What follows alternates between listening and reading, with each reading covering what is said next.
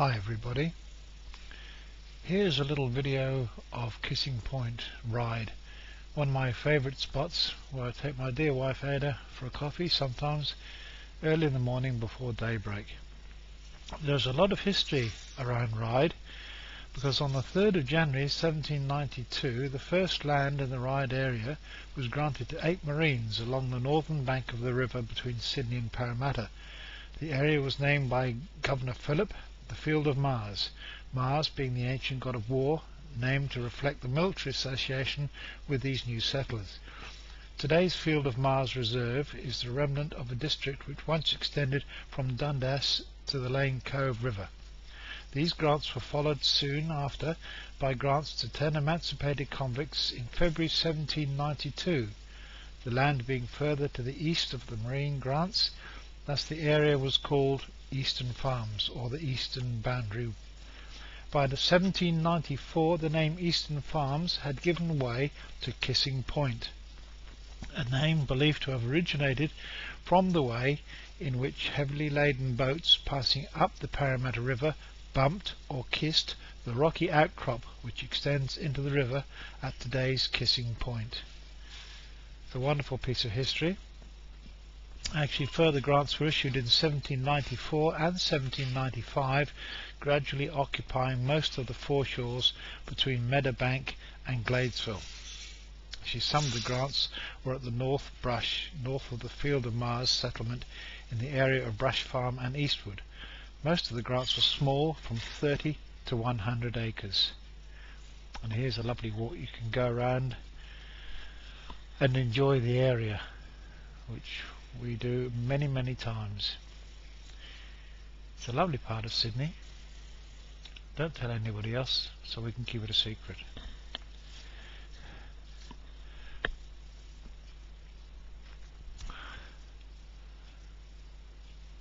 It was a lovely morning this morning, with the sun coming up, and here she is.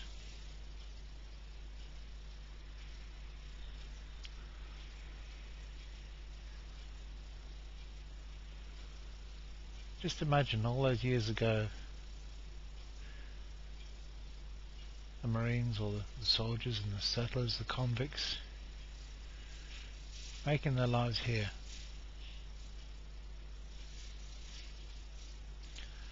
There's a lot more history to this area about shipbuilding, which I haven't got the time to tell you, and besides, it take too long. Now here we're coming around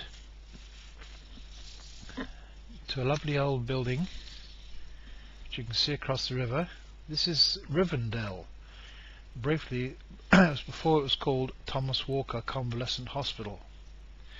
Now the soldiers from the First and the Second World War convalesced here, sort of like a repatriation, very close now to the present day Concord Repat Hospital. And it is today, it is helping troubled children. The brief history of Rivendell, actually Thomas Walker migrated from Scotland in 1822 at the age of 18, and he was working in a company, and he took control of the company and the pastoral leases and politics and banking. In the 1840s he began acquiring more of the land. In the 1860s his estate comprised 124 acres, taking in the prime river sites. He actually married Jane Hart in Sydney, who died before him. Now here we have a ferry coming over Kissing Point. Imagine the old heavily laden boats before, kissing the point as this ferry goes up. As I say, on the 18th of September 1861 Jane gave birth to their daughter, and the Walkers moved to the country estate in Uralla, where Jane actually died. And then Thomas Walker brought his sister out from Scotland to help look after his daughter, and then they built this lovely building here. It's made of brick and sandstone with elaborate carvings, and was officially opened on the 21st of September 1893 as a free convalescent home. many city hospitals, including St Vincent's Royal Prince Alfred Hospital, sent their patients here. Actually, the poet Henry Lawson was a patient here at one time and wrote the poem The Unknown Patient, published in the Bulletin. Over 70,000 patients have been there, including servicemen from the 1914 to 18 and 39 to 45 World Wars.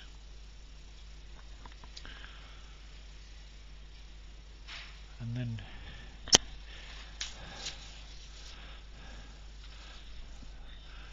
we come around and we're looking at the northern side of the harbour. There's Sydney in the background.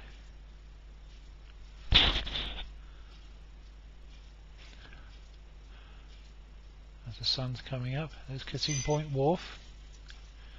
Luckily it's high tide today, and that finger wharf there you see in front of you for the ferry, at low tide that's bare rock there, so that's why they have to put it out into deep water for the ferries to come up.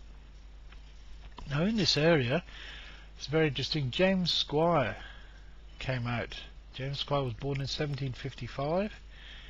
He was a brewer and a farmer, and he arrived in the Charlotte in the First Fleet, having been convicted for highway robbery at Kingston, Surrey in England, on the 11th of April 1785, and sentenced to transportation for 7 years. He was one of the earliest, if not the first, to brew beer in the colony, and the first to cultivate the hop plant in Australia successfully. You can still buy the James Squire beer. At first James Squire lived in Sydney, where he brewed small amounts which he sold at 4p a quart. He also brewed privately for Lieutenant Governors Francis Grose and William Paddison from English malt. In July 1795 he was granted 30 acres at Kissing Point, where he built his brewery and tavern, which he developed as a haven for river passengers between Sydney and Parramatta. Near his brewery he began his hop plantation from a single vine produced in 1806.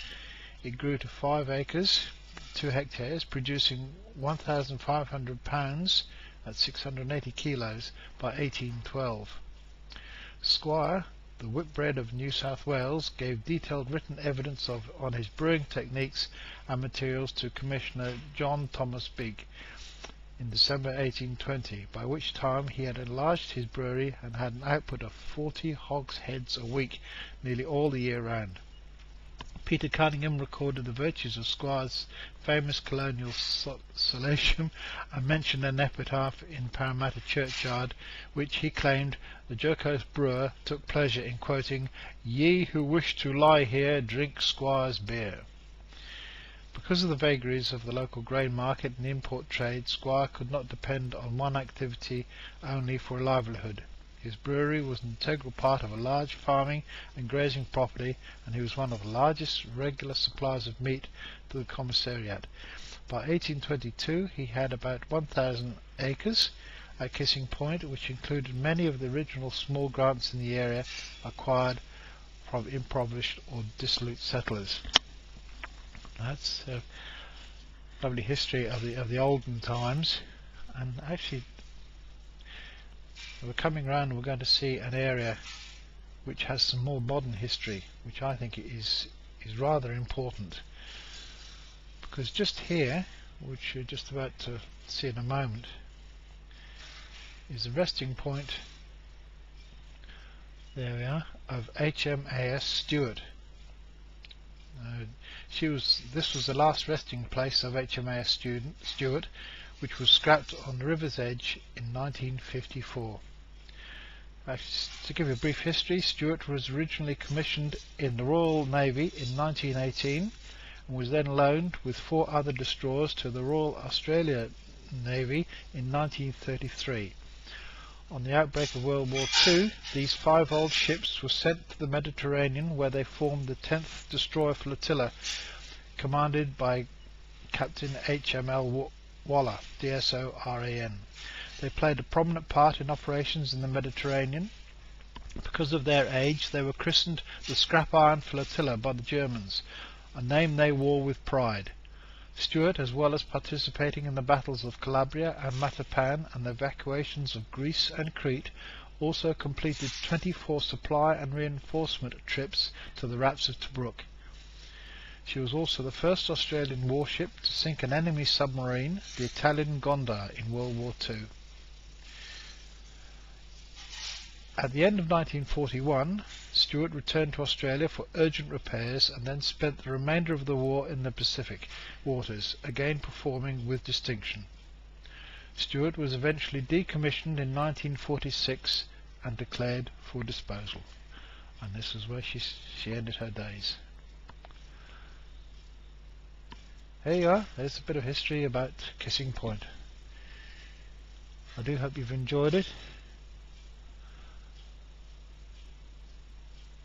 And one day come down to Kissing Point and have a look at this area. I kind of like it.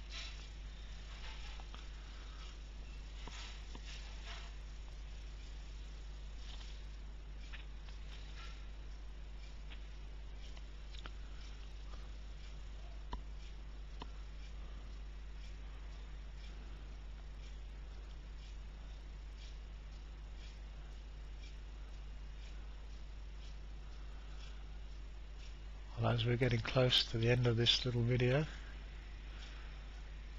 I'll say cheerio.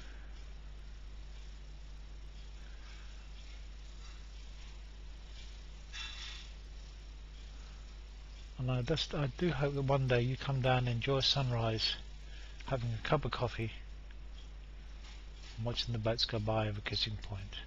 Bye bye from me. Bye.